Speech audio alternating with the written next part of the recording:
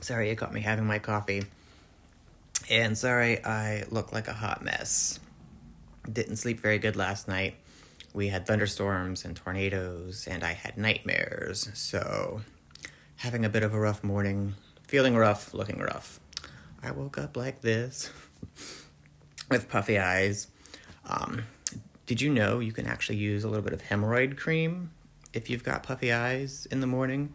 One of the main ingredients in hemorrhoid cream is a vasoconstrictor, so it reduces the blood flow to the vessels in your eyes, and it'll help that swelling go down real quick. Of course, just make sure not to get it in your eyes and wash it off after like 15 or 20 minutes. Beauty tip I learned from an old drag queen, passed down to me, and now to you. God, you know you're getting old when you're talking about hemorrhoid creams with your friends. Anyway, speaking of rain and nightmares, the reason why I wanted to make this video this morning is to show you what's going on in my basement. Or actually what's not going on in my basement. I don't know if you know or not, but I bought a 100-year-old house with 99 problems, but now a wet basement ain't one of them.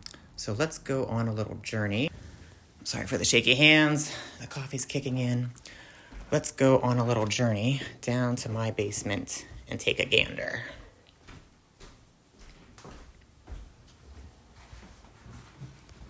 So the basement was prone to having pretty much like standing water in it all the time because we don't have gutters on the side of the house yet. So I wanted to show you, I was doing a little bit of research and I found a product that I'm completely amazed with. So starting in this corner, all the way down the length of the wall, back to the washer and dryer and over into that far corner there is where the sump pump is.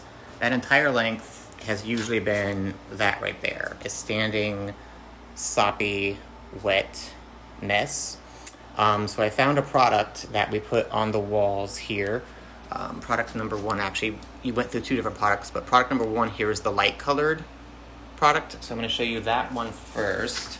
It was this dry lock fast plug hydraulic cement, and they tell you to mix it up and use these spatula things and apply it to the wall.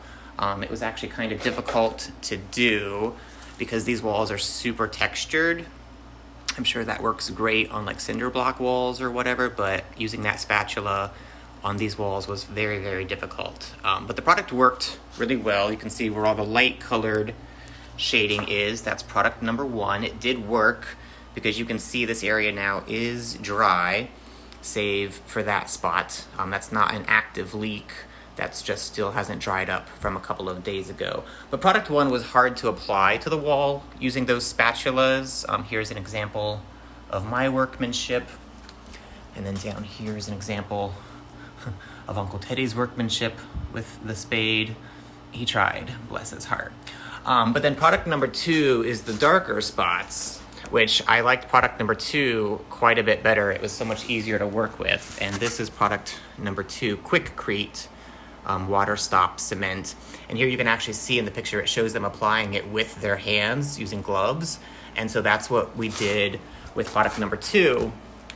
And so it kind of looks like a bunch of mud pies on the wall. And that's actually like the consistency that it feels like too. But both of these products have worked. Let me just say that. One of them was just much easier to work with than the other. So I would recommend product two over product number one. But yeah, I remember when I was a kid getting in trouble for making mud pies and flinging them at the house. And turned out to be a valuable life skill, Mom.